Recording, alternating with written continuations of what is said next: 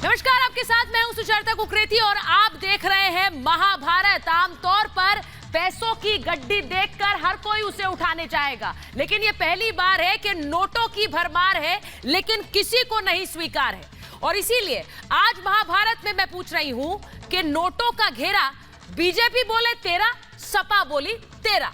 UP में नोटों के ढेर और सोने चांदी की चमक से लोगों की आंखें चौंधिया गई हैं और इसके साथ ही सियासत में मीठा मीठा गपगप और कड़वा कड़वा थू वाली तस्वीर दिख रही है। जहां हर काम पर अपना नाम बताने की एक होड़ लगी रहती थी, वहां अब नोटों से अपना नाम हटाने की होड़ लगी हुई है। कानपुर कन्नौज में मिले करीब 200 करोड़ के नोटों को लेकर समाजवादी पार्टी और बीजेपी में एक जबरदस्त जंग शुरू हो गई है। चाहे बीजेपी हो या समाजवादी पार्टी, दोनों ही दल नोटों की नकेल सामने वाले पर कसने की कोशिश में लगे हैं। अब इतने बड़े खेल को भला कोई क्यों अपने से जुड़ने देगा? जब बीजेपी नेताओं ने एक के बाद एक हमले समाजवादी पार्टी और अखिलेश यादव पर बोले, तो इसके बाद अखिलेश यादव ने भी बीजेपी पर पलटवार किया है और ये सारा पैसा बीजेपी का होने का दावा किया है। आरोप लगाया है कि उन्होंने गलती से अपने ही कारोबारी के यहां पर छापा पड़वा दिया। सपा का पैसा होने के आरोपों को अखिलेश ने झूठ बताया और कहा कि नोट मिलने से साबित हो गया कि नोटबंदी फ्लॉप रही। इधर बीजेपी ने इन नोटों को चुनावी मुद्दा बना लिया है। हर बीजेपी नेता की रैली में नोटों का मुद्दा गूंज रहा है। सीएम योगी से लेकर बीजेपी अध्यक्ष जेपी नड्डा, गृह मंत्री अमित शाह, यहां तक कि पीएम मोदी ने इस अकूत संपत्ति को, इस पैसे को लेकर अखिलेश यादव को घेरा है। सवाल ये कि इतना पैसा है, किसका है, कौन है इस पैसे का मालिक? सवाल ये आज महाभारत में मैं पूछ रही हूं, काले कैश का क्रेडिट आखिर कौन लेगा? जी हां, सियासत में सारा खेल दावेदारी का है, चाहे फिर कुर्सी की दावेदारी हो या फिर काम की दावेदारी हो। चुनावों से पहले यूं भी बीजेपी और सपा में क्रेडिट लेने की होड़ मची है, लेकिन कन्नौज और कानपुर के कैश का मसला ऐसा है कि कोई क्रेडिट लेने को तैयार ही नहीं है। हां, देने में जरूर जुटे हुए हैं। बीजेपी सपा को क्रेडिट दे रही है तो समाजवादी पार्टी बीजेपी को क्रेडिट दे रही है। यूपी में हर उद्घाटन, लोकार्पण पर अपना दावा करने वाले अखिलेश यादव भी इसका श्रेय बीजेपी को दे रहे हैं। इस पर कानपुर पहुंचे पीएम मोदी ने बिना नाम लिए अखिलेश यादव को घेरा। कई योजनाओं, परियोजनाओं में अखिलेश यादव के क्रेडिट के दावे पर उन्होंने तंज कसा और कहा कि ये हर काम में कहते थे कि हमने किया है, लेकिन जब बक्से भर भर के नोट मिल रहे हैं, क्या उसके बाद भी ये कहेंगे हमने किया है? पीएम मोदी ने इसे भ्रष्टाचार का इत्र बताते हुए कहा कि जो 2017 से पहले इन्होंने पूरे यूपी में छिड़क कर रखा था, वो फिर से सामने आ गया है। उन्होंने कहा कि नोटों का पहाड़ ही इनकी उपलब्धि है, यानी कि ये नोटों की जो पहाड़, ये एक के ऊपर एक नोटों की गड्डियां, ये इनकी उपलब्धि है। लेकिन अब क्रेडिट के लिए आगे नहीं आ रहे। सवाल उठता है कि क्रेडिट के लिए कुछ भी करने वाले सियासी दल अब क्रेडिट लेने से पीछे क्यों भाग रहे हैं? आखिर पैसा किसका? सवाल आज महाभारत में पूछ रही हूं कि छापेमारी में मिले नोट दिलाने वाले थे वोट। कानपुर और कन्नौज में मिले नोटों पर जिस तरह से आरोप प्रत्यारोप की राजनीति शुरू हो रही है, उससे गंभीर सवाल खड़े हो रहे हैं। क्या यह पैसा एक कारोबारी का ना होकर किसी राजनेता या फिर सियासी दल का था? इतनी बड़ी मात्रा में पड़े पैसे का इस्तेमाल क्या यूपी चुनाव में होने वाला था? सियासी दलों पर चुनावी रैलियों और रोड शो में पैसे से भीड़ लाने के अक्सर आरोप लगते हैं। कई बार आपने सुना होगा, इस नेता की गाड़ी से इतने पैसे बरामद हो गए। चुनाव आयोग आचार संहिता लगते ही खर्च की सीमा तय कर देता है। साथ ही सारे खर्चे का हिसाब भी देना होता है, पैसे का स्रोत बताना होता है कि आपने ये रैली की, इतना पैसा खर्च किया, ये पैसा कहां से आया। ऐसे में अधिक खर्चा करने के लिए काले धन के इस्तेमाल की बातें सामने आती रही हैं, पहले भी और अभी भी। कई बार चुनावों के दौरान नेताओं या उनसे जुड़े लोगों या उनकी गाड़ियों से पैसा बरामद होते देखा गया है। ऐसे में इतना सारा काला धन चुनावों से पहले मिलने से गंभीर सवाल खड़े हो गए हैं। क्या यह पैसा यूपी चुनावों में इस्तेमाल होना था? क्या ये नोट यूपी में किसी को वोट दिलाने के लिए इस्तेमाल होने थे? क्या ये सारा पैसा यूपी चुनावों के लिए ही सहेज कर रखा गया था? आज महाभारत में मैं पूछ रही हूं 2022 की चुनावी तैयारी पर कानपुर रेड पड़ेगी भारी। कानपुर और कन्नौज रेड से सवाल उठने लगे कि क्या यह रेड चुनावी तैयारियों पर भारी पड़ गई है। असल में छापेमारी से मिला पैसा लोगों के दिलो दिमाग पर छाया हुआ है। हर कोई इसकी बातें कर रहा है। आप भी जानते होंगे, आप भी दूसरों से बात कर रहे होंगे कितना पैसा मिला, कहां कहां छुपा कर रखा था। तस्वीरें जो हैं सोशल मीडिया में तैर रही हैं। हर कोई इस पैसे के बारे में चर्चा कर रहा है। जिसने भी इस पैसे की तस्वीरें देखी, गड्डी के ऊपर गड्डी रखी हुई देखी, वो देखते ही उसका मुंह फटा रह गया। आखिर इतना पैसा आया कहां से? ये तस्वीर सिर्फ कौतूहल और किस्से का विषय नहीं है। ये तस्वीरें लोगों के मन में घर कर गई हैं, कई गंभीर सवाल खड़े कर रही हैं। लोग सोच रहे हैं हमारे पास तो पैसे नहीं, और यहां देखिए इसके घर में पैसों का अंबार लगा हुआ है और ये छुपा के रखे हुए हैं। ये सवाल विधानसभा चुनावों से ठीक पहले खड़ा होना किसी भी दल का दिवाला निकाल सकता है, क्योंकि जनता ये जानना चाहती है क्या इस पैसे का ताल्लुक किसी सियासी दल से था, और था तो किससे था। जनता जानना चाहती है कि ये पैसा अभी तक किसी का भी हो, आज भले कोई दावा ना करे, असल में ये पैसा तो जनता का ही है। वो पैसा जो जनता के काम में ना लगाकर घरों में भरवा दिया गया, चुनवा दिया गया दीवारों में, वो पैसा जिस पर अगर ईमानदारी से टैक्स दिया गया होता तो वो जनता के हित में काम आता। ऐसे में छापेमारी 2022 में जरूर चुनावों पर भारी पड़ सकती है।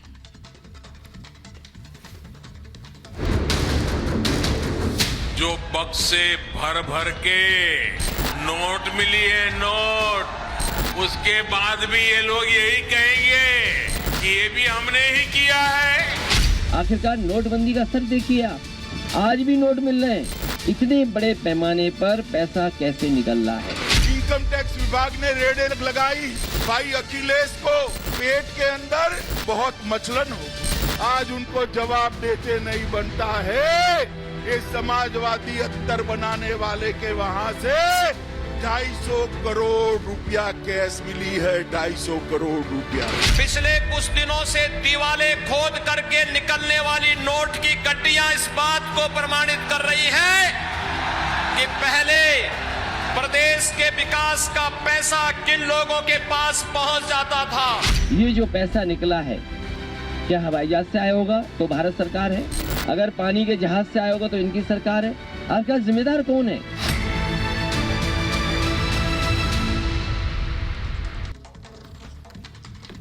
और मैं आपको बता दूं कि कन्नौज में अभी भी पैसों की गिनती जारी है। मैं शुरुआत इस वक्त की बड़ी खबर से कर रही हूं कि थोड़ी देर में पैसों का सही आंकड़ा सामने आ सकता है। काले धन का आंकड़ा, यानी कि कितना पैसा मिला है पीयूष के घर से, उनके घर से, उनके जहां जहां रेड पड़ी वहां से कितना पैसा सामने आया, इसका एक सही आंकड़ा डीजीजीआई दे सकती है। सही जानकारी, कितना काला धन अभी तक सामने आया है, इसका एक स्पष्ट आंकड़ा दिया जा सकता है, क्योंकि पूरे देश की नजर इस वक्त इस खबर पर है कि कैसे दीवारों से, कैसे घर के अंदर ये नोट भरकर रखे गए थे, और उसकी पूरी जानकारी अब डीजीजीआई दे सकती है। अनामिका हमारे साथ जुड़ रही है सीधे कन्नौज से।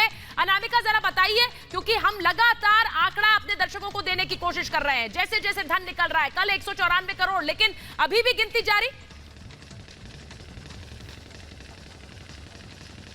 सुचरिता, दरअसल अब से कुछ देर पहले यहाँ से डीआरआई की टीम, रेवेन्यू इंटेलिजेंस की टीम थोड़ी देर पहले आपसे निकली है, 5 मिनट पहले, लेकिन अभी भी इस घर के अंदर जीएसटी की टीम मौजूद है, डीजीजीआई की वो टीम मौजूद है जिसकी निगरानी में पूरी छापेमारी की कार्रवाई की गई है। और वो कार्रवाई अभी कुछ देर पहले जब यहाँ से बक्से निकले हैं सुबह के समय, अधिकारी तो ये कह रहे हैं कि अब केवल हमारा पंचनामा का काम बाकी है, लेकिन अभी भी वो मजदूर अंदर हैं। ये जो गली से रास्ता अंदर जा रहा है, अंदर जाके वो रास्ता है जहाँ से अधिकारी आ जा रहे हैं, अभी भी वहाँ पर डीजीजीआई की टीम मौजूद है। अभी भी इस गली के अंदर जो रास्ता दिख रहा है आपको, इस गली के अंदर जाके जो गेट है वहां पर वो मजदूर हैं जिनसे खुदाई का काम कराया गया, जिनके जरिए तहखाने का पता चल पाया। तो इसीलिए अभी भी जो बातें निकलकर सामने आ रही हैं उसके मुताबिक यही है कि अधिकारी ये कह रहे हैं हमको अभी 4 से 5 घंटे का वक्त और लग सकता है। अगर काम खत्म हो चुका है, केवल पंचनामे का काम बाकी है, तो 5 घंटे का वक्त और कैसे लगेगा। हालांकि कुछ देर पहले कुछ पेपर्स भी अंदर गए हैं और और उन पेपर्स में पूरी स्टैंप लगाई जाएगी कि क्या कुछ अंदर से बरामदगी हुई है, कौन कौन से दस्तावेज यहां मिले हैं, यह भी पता चल जाएगा थोड़ी देर के बाद। अधिकारी इसी गेट से आवाजाही कर रहे हैं, यही वो गेट है। कुछ देर पहले यहां पर देखिए, जब टीम नहीं पहुंची थी उस वक्त यहां पर नोटिस लगाया गया था कि किसी की एंट्री नहीं है, लेकिन जब डीजीजीआई की टीम, डीआरआई की टीम यहां पर पहुंची उसके बाद यहां पर इस नोटिस को हटाया गया और पूरी कार्रवाई शुरू हुई जी। 4 बक्सों में कैश लेकर जाया गया है। अभी डीआरआई की टीम गई है, उससे यह साफ है कि उस बक्से में कैश के अलावा सोने और चांदी की जो सिल्लियां मिली है वो भी लेकर गए हैं। लेकिन जिन चाबियों का जिक्र, जिन पेपर्स का जिक्र, जिन दस्तावेजों का जिक्र लगातार किया जा रहा था, वो पेपर्स, वो चाबियां अभी भी यहां से लेकर नहीं गई है टीम, क्योंकि डीआरआई की टीम तो चली गई है लेकिन जीएसटी की टीम अभी भी अंदर मौजूद है और अभी भी परिवार के वो 2 शख्स जिनकी मौजूदगी में पूरी छापेमारी की कार्रवाई हुई है अभी भी वो घर के अंदर हैं। पीयूष जैन के 2 बेटे, प्रत्युष जैन और मोलू जैन, ये 2 उनके बेटे जो अभी घर के अंदर हैं। हमने वो भी तस्वीर दिखाई कि किस तरीके से जब से एक छापेमारी की कार्रवाई चल रही है तब से लगातार उनके दोनों बेटे अंदर मौजूद हैं। मैं अपने मेहमानों का परिचय कराऊं उससे पहले एक तस्वीर मैं अपने दर्शकों को दिखा देती हूं और मेरे मेहमान भी वो तस्वीर देखें कि किस तरह से उस स्कूटर की भी तस्वीर सामने आ गई है। चर्चा हो रही है हर तरफ कि देखिए एक ऐसा व्यापारी, इत्र व्यापारी जो करोड़ों का मालिक था, वो किस तरह से खटारा स्कूटर या पुराने स्कूटर और गाड़ियों में चलता था कि किसी की नजर उस पर ना पड़े। पीयूष जैन का ये स्कूटर देखिए, एक तरफ ये नोटों का अंबार और दूसरी तरफ वो स्कूटर जिस पर वो चलता था और उसको देखकर कोई अंदाजा नहीं लगा सकता था कि करोड़ों की संपत्ति इन्हीं पीयूष जैन की होगी, जो किस तरह से इस पुराने स्कूटर की ही सवारी किया करते थे। ये तस्वीरें आप देख लीजिए जरा। और जीएसटी की टीम कन्नौज में मौजूद है। जैसा मैंने कहा कि अब किसी भी समय इसके बारे में भी जानकारी आ सकती है कि कितना धन अभी तक मिला है, कितना सोना, कितना चांदी, कितने नोटों की गड्डियां। अभी तक जो जानकारी है तो 200 करोड़ के करीब नोट मिले हैं, 23 किलो सोना मिला है, इसमें और कितना इजाफा हुआ है ये भी बता रहे हैं। मैं अपने दर्शकों से अपने मेहमानों का परिचय करा दूं। मेरे साथ बीजेपी के प्रवक्ता राकेश त्रिपाठी जी जुड़ रहे हैं, मेरे साथ राजनीतिक विश्लेषक, सोशल एक्टिविस्ट प्रीति पांडे जुड़ रही हैं, मेरे साथ जुड़ रहे हैं समाजवादी पार्टी के नेता कपिल श्रीवास्तव जी, मेरे साथ जुड़ रहे हैं राजनीतिक विश्लेषक डॉक्टर सतीश प्रकाश जी और साथ ही कांग्रेस के नेता अजय वर्मा जी। बहुत बहुत स्वागत आप सभी का। मैं शुरुआत कर लेती हूं कपिल जी और राकेश त्रिपाठी जी के साथ। कपिल जी, ये मैंने किया, इसकी तो होड़ बहुत देखी है, पहली बार हो रहा है। ये तेरा, ये तूने किया, ये हमारा नहीं है। किसने किया भाई? ये नोटों का अंबार किसका?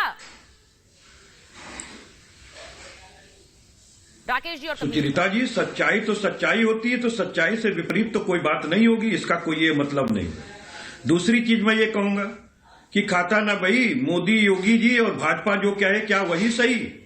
और तीसरी बात मैं ये कहूंगा कि इलेक्शन के नैरेटिव को चेंज करने की ये कोशिश है कि कोई बेरोजगारी पे बात ना करे, कोई महंगाई पे बात ना करे, कोई लॉ एंड ऑर्डर के इनके फेल्योर पे बात ना करे, कोई किसानों के हित को जो इन्होंने साधा और किसानों की हत्या की उस पर कोई बात ना करे।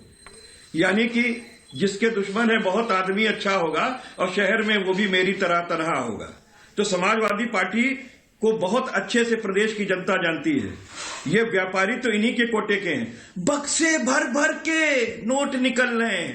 अरे भैया, बक्से भर भर के नोट निकल रहे हैं तो आप ही के तो हैं, बैठो आराम से गिनो। 4.5 साल तक क्यों नहीं गिने थे? अब कहां से चले गए? कहां थी आपकी आईटी और आपकी ईडी? इतना देर तक आपने भ्रष्टाचार क्यों चलाया? अब इसके लिए जिम्मेदार आप। 4.5 साल तक नहीं गिने तो इससे फायदा क्या बीजेपी को पहुंच रहा था? राकेश त्रिपाठी जी, अब आपने निकाला अपना ये हथियार। देखिए सुचरिता जी, सबसे पहले तो बहुत आपत्तिजनक है कि आज समाजवादी पार्टी इस कार्रवाई का स्वागत नहीं कर रही है और इससे पता चल रहा है। देखिए आज देश के नागरिक को अब वो जवाब दे रहे एक एक करके। अरे हल्ला मत बोलिए। हाँ बोलिए राकेश। आप चोरी पकड़ी गई है, आपकी चोरी पकड़ी गई है, बौखलाइए मत।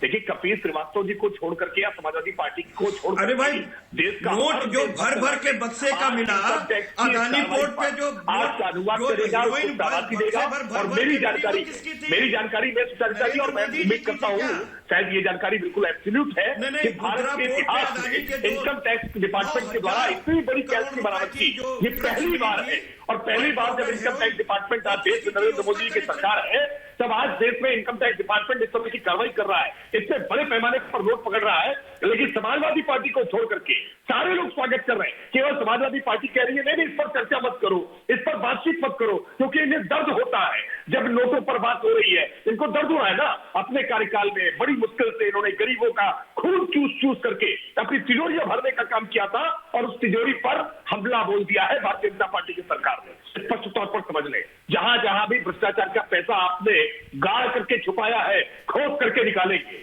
हम कहीं भी गरीबों की कमाई को आपकी तिजोरियों में बंद नहीं रहने देंगे। इसी से चुनाव लड़ना चाहते थे ना।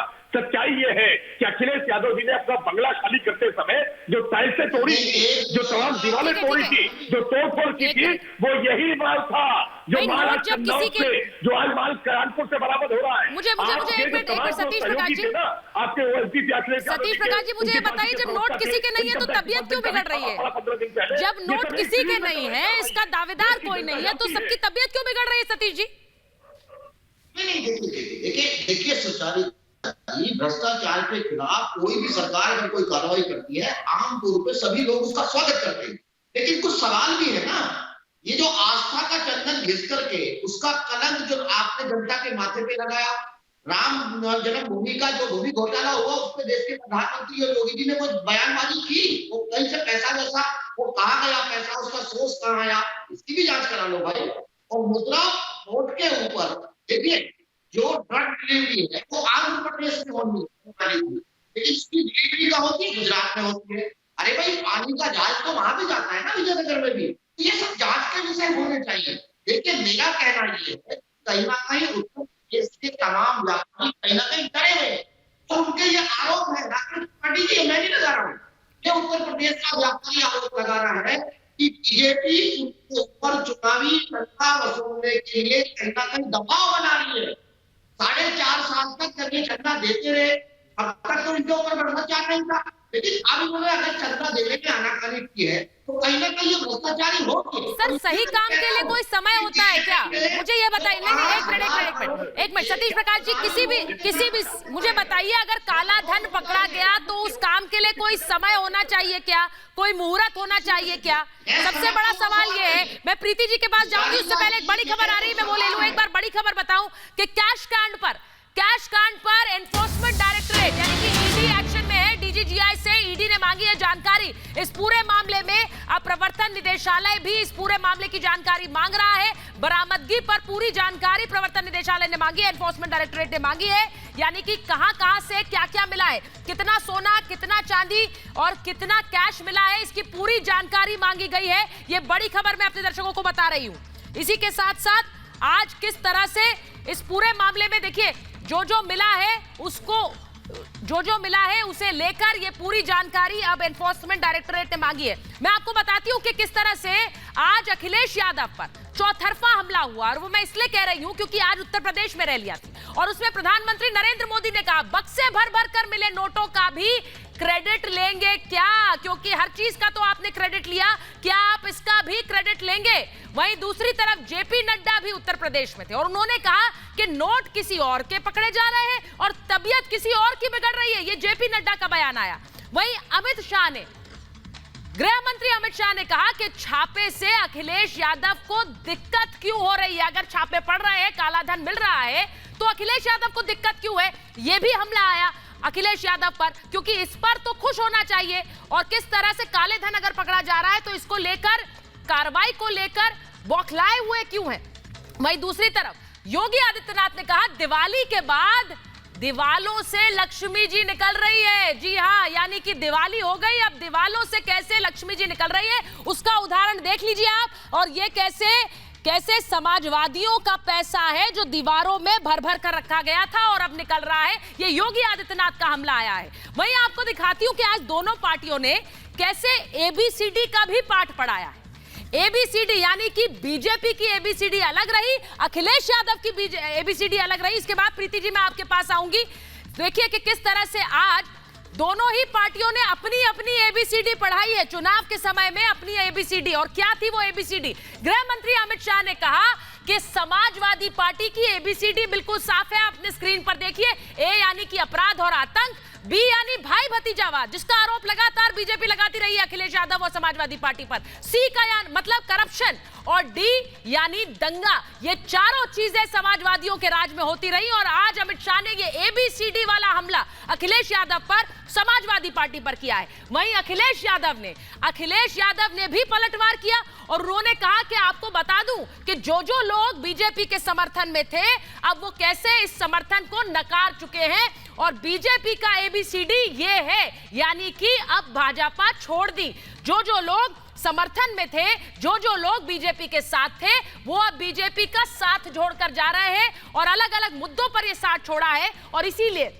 अब बीजेपी के लिए नई ABCD जो अखिलेश यादव ने दी वो है अब भाजपा छोड़ दी। ये ABCD का पाठ मैं आपको बता रही हूं जो दोनों ही पार्टियों ने आज रैली में बताया। तो एक तरफ अपराध, आतंक, भाई भतीजावाद, करप्शन और दंगा, जो अमित शाह ने ABCD का वार किया अखिलेश यादव पर, और वहीं अखिलेश यादव का अब भाजपा छोड़ दी वाला वार। प्रीति जी, मैं आपके पास आ रही हूं, मुझे बताइए प्रीति जी, ये जो हमला हुआ है ये दोनों तरफ से, मैंने जैसा पहले कहा कि पहले तो ये होता था कि हम क्रेडिट ले लें, आज कोई क्रेडिट लेने को तैयार नहीं है। भाई पैसा किसका है? मैं तो सीधे अभी आपके पैनल पे मैं सुन रही थी कि जो सपा के प्रवक्ता हैं भाई साहब, उन्होंने अडानी पोर्ट की कुछ बात की।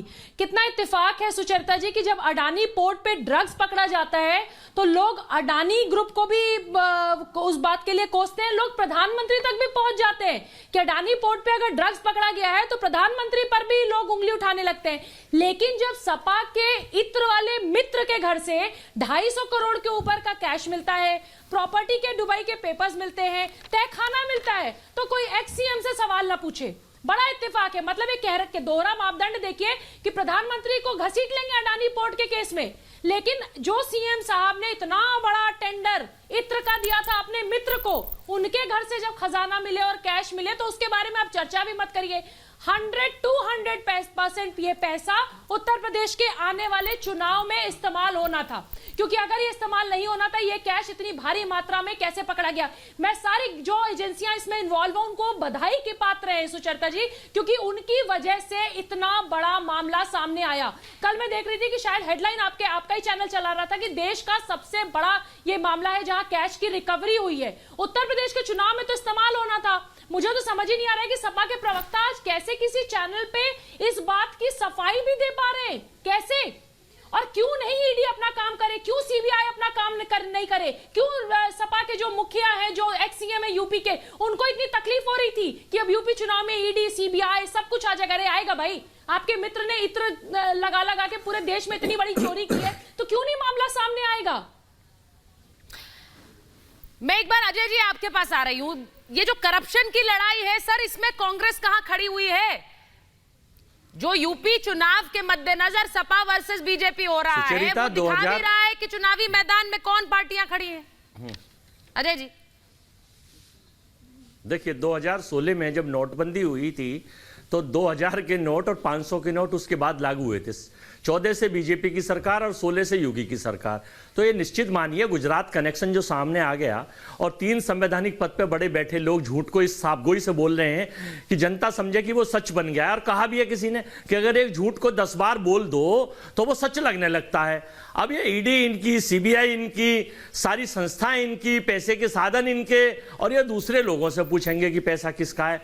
ये सब सारा सिस्टम चुनाव में पैसे का खेल करने के लिए सरकार को ये लग रहा था कि सरकार जा रही है तो सरकार अपनी जिम्मेदारी दूसरे लोगों पर टाल रही है। ये दायित्व देश की सरकार का बनता है, प्रदेश की सरकार का बनता है। और वो सारे स्कैंडल्स और सारे बड़े जो सिस्टम्स होते हैं वो बीजेपी शासित प्रदेशों में क्यों निकलते हैं? 5 साल से 21 तक का हिसाब उठा लीजिए और इन नोटों का नंबर और सीरीज मिला लीजिए। ये जो सब कर रहे हैं कि सब पुराने हैं, इसी दौरान के निकलेंगे कहां किसने दिया है, लेकिन इसकी जांच कहीं नहीं होगी। झूठ बोल के चुनाव को प्रभावित करने का प्रयास किया जा रहा है, लोगों को मेन मुद्दों से भटकाया जा रहा है। भारतीय जनता पार्टी के वीर और बयानवीर और इनके आनुवंशिक संगठन ये मेन मुद्दा नहीं है। मुझे सर इस बात से दिक्कत होती है जब आप लोग कहते हैं ये मेन मुद्दा नहीं है। क्यों नहीं है मेन मुद्दा? जब पैसे और नोटों की गड्डियों के दम पर चुनाव लड़ने की बात हो रही हो, तब ये मेन मुद्दा क्यों नहीं है? ये पैसा किसका है सर? ये पैसा किसका है? ये आम जनता का पैसा है, लोगों की गाड़ी मेहनत की कमाई है। ये पैसा दीवारों में चुना हुआ मिलता है और आप कहते हैं लिए मुद्दा नहीं है, क्योंकि इसे खारिज करना आपके लिए मुद्दा है, इसे खारिज करना आपके लिए मुद्दा है। अमेरिका की सरकार की सर कितने लोगों के पास है इतने करोड़, है कि नहीं है? कितने लोगों के पास है? अमेरिका की जिम्मेदारी नहीं है ये उत्तर प्रदेश सर ये 200 करोड़ की बात हो रही है सर, और इससे कहीं ज्यादा लोगों के पास, कितने लोगों के पास 1 करोड़ भी है सर, बता दीजिए। और आप कह रहे हैं मुद्दा नहीं है, मुद्दा है ये। रोड, बिजली, पानी, सड़क, अस्पताल का पैसा है कि नहीं, आप ये ये बताइए। मुद्दा बीजेपी के लिए है और ये झूठ दिखाते हैं, खारिज झूठ करने वाला मुद्दा नहीं है, मैं ये कहना चाहती हूँ। एक बार तस्वीरें दिखा देते हैं, बड़ी खबर जो आ रही है हमारे पास वो अपने बर्दर को बताएं। डीआरआई टीम ने सोने को कब्जे में ले लिया है, सोना पीयूष जैन के यहाँ से मिला है। डीआरआई ने गोल्ड मिलने की जांच शुरू की है और जो सोना मिला है, जो सोना वहां से बरामद हुआ, उसे अपने कब्जे में लिया है डीआरआई ने। उसकी भी तस्वीरें आपको दिखाती हूं। वहां डीआरआई की टीम पहुंची है, ये जो तस्वीरें आ रही हैं, डीआरआई की टीम ने सोना अपने कब्जे में ले लिया है, यानी कि पीयूष जैन के कन्नौज के घर में और कानपुर में रेड्स पड़ी और उसके बाद जो सोना मिला, जो अभी कल तक जो फिगर आई थी, जो डीआरआई की तरफ से दी गई और जो डीजीजीआई की तरफ से दी गई, उसके मुताबिक 23 किलो सोना था और वो सोना अब डीआरआई को दिया गया है। और मैं ये क्यों कह रही, डायरेक्टर ऑफ रेवेन्यू इंटेलिजेंस, क्योंकि ये पूरा जो सोने के बिस्किट्स मिले थे, इन पे अंतरराष्ट्रीय मार्किंग थी, इंटरनेशनल हॉलमार्क था, और इसीलिए डीआरआई को भी इस पूरे मामले की जांच में शामिल किया गया है। तो डीआरआई की टीम वहां पहुंची है और वो कैसे यहां से ये सोने को अपने कब्जे में लेकर निकल रही है, क्योंकि अब इस पूरे मामले की जो मनी ट्रेल है, गोल्ड ट्रेल है, उसकी जांच होगी। ये सोना कैसे आया, कहां से पहुंचा? अगर पीयूष जैन के पास ये सोने के बिस्किट थे, ये सोने के सिल्लियां थी, तो ये कहां से आई, कैसे वहां तक पहुंची, ये भी एक मनी ट्रेल है। और इसीलिए डीआरआई को इसमें शामिल किया गया है इस पूरी जांच में, कि ये पता लगाया जा सके। ये तस्वीरें आप देखिए वहां से जो हमारे पास आ रही है, डीआरआई की टीम वहां सोने को लेकर निकली है और सोचिए कि कितनी सिक्योरिटी इसके लिए वहां पर लगाई गई होगी, क्योंकि अब सबको पता है कि पीयूष जैन के घर से कैसे सोना निकल रहा है, नोटों की गड्डियां निकल रही हैं। आते जाते लोग सोचते होंगे कि यहां पर हम घर के पास से निकल गए, हमें पता ही नहीं था कि घर में इतनी नोटों की गड्डियां हैं, कभी सोचा नहीं, क्योंकि कैसे खटारा गाड़ी में चल रहे थे और कैसे पुराने स्कूटर में चल रहे थे। इस घर में इतना सोना था, पहले पता होता। सोचिए, वहां से अब डीआरआई की टीम निकल रही है। मैं तस्वीरें दिखाते रहेंगे। छवि, एक बार राकेश त्रिपाठी जी आपके पास आ रही हूं।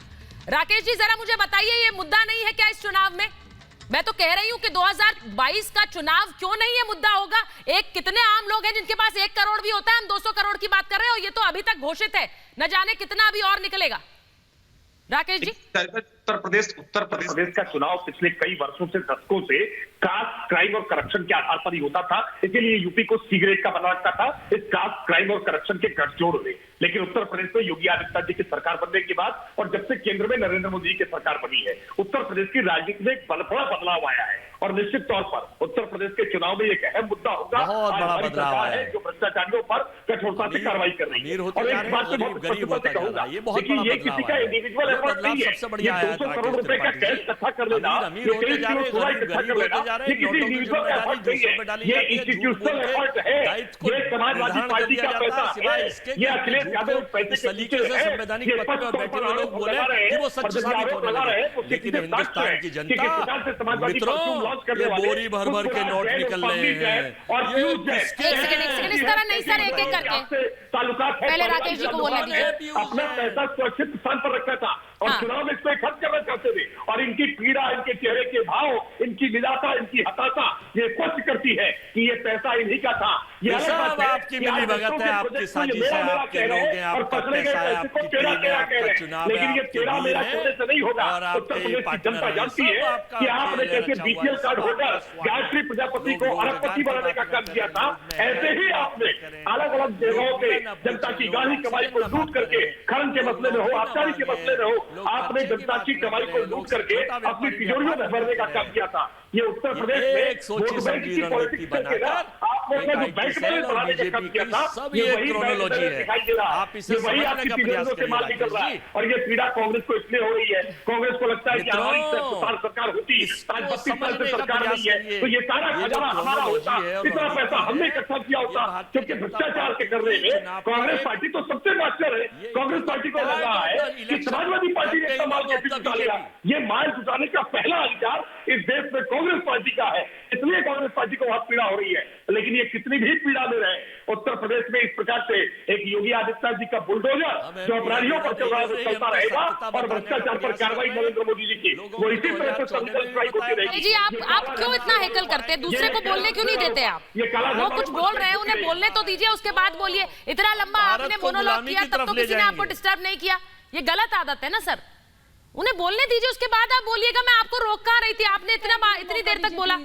मैं एक बार कपीश जी आप लोग कह रहे हैं कि इस पैसे का कोई आपसे लेना देना नहीं है। वो आपको कह रहे हैं समाजवादी इत्र को आपको गिफ्ट कर देंगे, तब समझ आएगा कैसे कैसे आप लोगों से लेना देना है।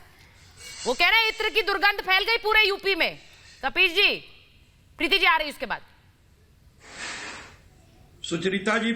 सुचरिता जी चलिए अच्छी बात है, 15 मिनट उनको बोलने के दिया, लेकिन 5 मिनट आप हमें नहीं दे पाएंगी क्योंकि आपकी पीसीआर जब वो हम पर बोलेंगे तो फोटो किसी और की लगाएंगे और हम जब बोलेंगे तो हमारी फोटो हमारी आवाज दोनों आपके गलत आरोप है सर। जब आप बोलेंगे तो आप भी दिखेंगे, आपके ऊपर प्रीति जी थोड़ी दिख जाएंगी। आवाज आपकी और प्रीति जी की तस्वीर लगाऊंगी तो कैसी लगूंगी मैं? नहीं गलत बात, गलत आरोप। बात ये कह रहा हूँ नहीं सर, इस तरह की बात नहीं करिए। नहीं सुन ले, गलत नहीं है, ये जनता फैसला करेगी। तो मैं तभी तो कह रही, तो अपना पक्ष रखिए ना सर, ये आरोप मत लगाइए। जो मैं कह रहा हूँ ये सही है कि नहीं है? आरोप मुझ पर लगाया जा रहा, फोटो किसी और की क्यों लगाई जा रही है? 2019 में फैसला किया, मैं दूसरी चीज कह रहा हूँ। 2022 में फैसला करें। अब आप सुन ले, हम तो ये कह रहे हैं कि 250 करोड़ रुपए बहुत ज्यादा होता है कि 9000 करोड़ रुपए बहुत ज्यादा होता है। 250 भी करोड़ गलत है और 9000 करोड़ तो बहुत ज्यादा गलत है। ठीक है। तो जो इनके पोर्ट पर मिली 9000 करोड़ की जो नशों में नशे घोल रहे हैं अदानी साहब, जिनकी 45 गुना संपत्ति हो गई, जो नरेंद्र मोदी के मित्र हैं, उनको पूछिए ना कि क्या कनेक्शन है।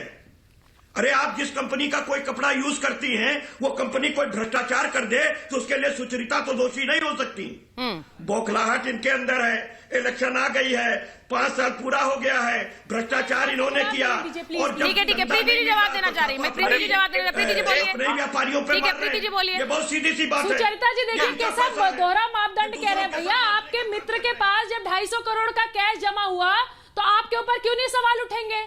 अभी आपने वो कपड़े वाला एग्जांपल दिया कि आप किसी कंपनी का कपड़ा यूज करते हैं, उसके ऊपर भ्रष्टाचार का आरोप हो गया। तो अरे भाई, आपके तो एक्स सीएम साहब ने इतना बड़ा टेंडर, समाजवादी इत्र का टेंडर दिया था उनको, उनके घर में तहखाने मिले, उनके घर में गोल्ड मिला। उत्तर प्रदेश की जनता इतने दिनों से स्कूल कॉलेज अस्पताल के लिए पिछले 20 सालों से मर रही थी। आज तक बड़े अच्छे अस्पताल तक नहीं है, एम्स तक नहीं है। आप लोगों ने 15 साल उत्तर प्रदेश को लूटा है। लूटने के बाद जो पैसा इकट्ठा था, आपने सोचा 2022 के चुनाव में लगा देंगे, वो भी नहीं लगा पाए। योगी जी इतने दिमागदार हैं, हमारी जो सेंट्रल एजेंसीज है उनके पास इतना दिमाग है, इंटेलिजेंस इतना तेज काम कर रहा है कि वो पैसा निकल गया। आप लोगों ने जो सोचा होगा कि उत्तर प्रदेश के चुनाव में इस्तेमाल करेंगे, यहाँ तो डब्बा गोल हो गया। इत्र वाले मित्र पकड़े गए। अगर अडानी एयरपोर्ट पूरे एपिसोड में अडानी एयरपोर्ट की बात की आपने, अडानी एयरपोर्ट की बात है तो अडानी को भी लपेटेंगे, मोदी जी को भी लपेटेंगे। अरे भाई, जब पीयूष जैन अखिलेश यादव का दोस्त है, क्यों नहीं हम लोग लपेटेंगे? क्यों नहीं सवाल आपसे पूछेंगे? क्यों नहीं कहेंगे कि अखिलेश यादव का भी पैसा हो सकता है? क्यों नहीं कहेंगे कि सपा का पैसा है? क्यों नहीं कहेंगे पीयूष जैन आपका आदमी है? क्यों नहीं बोलेंगे? वो तो Yogi ji, central government, ED, CBI, intelligence, GST intelligence छापेमारी कर करके आपका पिछले 15 साल के आपके सीएम कार्यकाल में जो आप लोगों ने चोरी की वो पैसा निकाल लिया। अब आपको तकलीफ हो रही है कि इस बार का चुनाव कैसे लड़ेंगे? अब मुझे समझ नहीं आ रहा है ये तकलीफ किस बात की है। तकलीफ इस बात की है कि भाई ये मुद्दा, ये पैसों का मुद्दा क्यों आया, हम पर आरोप लगाए। तकलीफ इस बात की है कि भाई ये पैसा तो इस्तेमाल हो रहा था, ये पकड़ा क्यों गया, इसकी भी पीड़ा है। मैं एक बार दिखा देती हूँ कि इस पैसे का अब होने क्या वाला है, और मैं इसलिए बता रही हूँ क्योंकि बहुत से लोग हमसे पूछ रहे हैं इन नोटों का क्या होगा। छापे में मिली रकम सीज हो गई। आपने देखा डीआरआई के लोग कैसे उस सोने को भी लेकर गए, अपने कब्जे में ले लिया, जो कि पीयूष जैन के घर से मिला। एसबीआई बैंक में ये रकम रखी गई है, और मैं आपको बताऊं कि एसबीआई में ये सारा करोड़ों का धन रखा गया है, और पीयूष जैन को सोर्स बताने का टाइम दिया जाएगा। उन्हें बताना होगा ये पैसा उन्हें कैसे मिला, ये कहां से कमाया, एक एक पाई की जानकारी दीजिए, इस पर कितना टैक्स दिया गया, साबित करना होगा ये काला पैसा नहीं है। मैं फिर कह रही हूं कि अभी पीयूष जैन को एक मौका दिया जाएगा। कल हमने उनके वकील से भी बात की थी और उन्होंने कहा ये सारा पैसा उनका है, इस पैसे में कोई भ्रष्टाचार नहीं है। तो फिर वो बताएंगे कि ये पैसा कैसे आया और इसे छुपाकर क्यों रखा था। पूरी टैक्स की उन्हें जानकारी देनी होगी। अगर वो ये बता पाए कि ये पैसा उनका कमाया हुआ है तो ये पैसा उन्हें वापस भी मिल सकता है। जी हाँ, ये भी मैं बता रही हूं आपको, अगर वो ये प्रूव कर पाए कि इस पैसे में भ्रष्टाचार नहीं है तो उनको मिल जाएगा, लेकिन वो नहीं बता पाए तो बरामद कैश आरबीआई के पास, रिजर्व बैंक ऑफ इंडिया के पास जाएगा। उसके बाद इसको आम लोगों में फिर से सर्कुलेट कर दिया जाएगा। जैसे कि बैंक से रकम बाहर जाती है वैसे ही ये नोट भी बाहर जाएंगे। ये जानकारी मैं अपने दर्शकों को इसलिए दे रही हूं क्योंकि ये पूरा पैसा, हर कोई सोच रहा है इतना धन है, लेकिन इस धन का अब होगा क्या? और पीयूष जैन के पास से जो धन मिला है इसकी एक पाई का हिसाब वो दे पाए। अगर वो दे पाए तो इस पूरे पैसे को उन्हें वापस भी किया जा सकता है। लेकिन बड़ी बात यह है कि राकेश त्रिपाठी जी, मैं आ रही हूं, सतीश जी मैं आ रही हूं आपके पास एक बार, लेकिन मुझे यह बताइए राकेश त्रिपाठी जी कि जो व्यक्ति 5 करोड़ कमा रहा है उसके पास 200 करोड़ से ज्यादा धन घर में छुपा हुआ है, और अगर उसकी मेहनत की भी कमाई है सर तो वो छुपा कर क्यों रखेगा? ये भी एक बड़ा सवाल है। छुपा कर क्यों रखेगा भाई? आपने अगर मेहनत से कमाए हैं करोड़ रुपए तो आप छुपा कर रखेंगे, दीवारों में चुनवा कर रखेंगे, बक्सों में बंद करके, बोरों में बंद कर दीवारों में छुपा देंगे? मैंने पहले ही कहा था, ये किसी व्यक्ति का कोई व्यक्ति अपनी व्यक्तिगत कैपेसिटी में किसी भी बिजनेस से इतना कैश इकट्ठा कर ले, इतना सोना इकट्ठा कर ले, ये संभव ही नहीं है। ये इंस्टीट्यूशनल काम है, ये संस्थागत व्यवस्था इन्होंने जो बनाई थी इसके पीछे संगठन काम कर रहा था। और सत्य यही है कि समाजवादी पार्टी ने अपने सरकार रहते हुए जो धनराशि इकट्ठा करने का काम किया था, मैं तो उदाहरण देकर बता रहा हूँ कि किस प्रकार से BPL card holder Gayatri Prasad Prajapati को खनन के मामले में या परिवहन के मामले में अकूत धन संपदा इकट्ठा करने का काम किया। स्वयं मुलायम सिंह यादव जी और अखिलेश यादव जी का पूरा परिवार आय से अधिक के संपत्ति के मामले को झेलता रहा है। उसको लेकर के एक याचिकाकर्ता वकील ने अभी फिर प्रेस कॉन्फ्रेंस करके तमाम सनसनीखेज आरोप लगाए। क्या ये सच नहीं है कि एसएफआई के और देखिए मैं एक और मैं बड़ी खबर बता दूं, खबर ये आ रही है कि जो बरामद सोना है जिसे डीआरआई की टीम लेकर जा रही है वो विदेश से लाने का शक है। डीआरआई ने विदेशी सोने की जांच शुरू की है, यानी कि ये पूरा शक है कि ये सोना विदेशों से लाया गया। मैंने पहले ही कहा इस पे इंटरनेशनल मार्किंग्स हैं, लेकिन जांच के दायरे से अगर इसे देखें कि ये विदेशों से लाया गया तो वो रूट क्या था जिसके जरिए ये पीयूष जैन तक पहुंचा, ये सोना, और वहां पीयूष जैन तक पहुंचाने में किन किन लोगों ने मदद की है। वो जब नामों का खुलासा होगा तो मुझे लगता है बहुत से और राजनीतिक लिंक्स का भी खुलासा होगा, यानी पीयूष जैन के पास ये पैसा कैसे पहुंचा, ये सोना कैसे पहुंचा, इसको लेकर जानकारी। सतीश जी बोलना चाह रहे, सतीश जी जल्दी से बोलिए, मेरे पास समय बिल्कुल नहीं है। सतीश जी देखिए सुचारिता जी, ये कहीं ना कहीं छापा अधूरा है। हाँ। ये जीएसटी का फेलियर है, और ये पकड़ा कहाँ गया? ये जीएसटी की कर चोरी है ना, गुजरात में पकड़ी थी। आप एक छापा गुजरात में भी पड़ना चाहिए, जो व्यापारी अवैध व्यापार सफलता है राकेश जी, आप पकड़ नहीं पाए, विदेशों से सोना आ गया। देश के प्रधानमंत्री जी ने 2 दावे किए थे। छापे की कार्रवाइयां यूपीए की सरकार में क्यों नहीं होती थी जब सपा बसपा की पैसाची मिली हुई थी? ये कार्रवाइयां क्यों नहीं, इतनी बड़ी कार्रवाइयां डीआरआई हो या इनकम टैक्स डिपार्टमेंट हो या ईडी हो, ये कार्रवाइयां नहीं करता था। नरेंद्र मोदी जी जैसा ईमानदार जब तक कोई सत्ता पर बैठता है, कुर्सी पर बैठता है, तो उस प्रकार की प्रभावी कार्रवाई होती है। और इसीलिए आज उत्तर प्रदेश में योगी आदित्यनाथ की सरकार बनती है तो अपराधियों पर बुलडोजर बनता है, और ये पीड़ा हो रही है सपा बसपा को।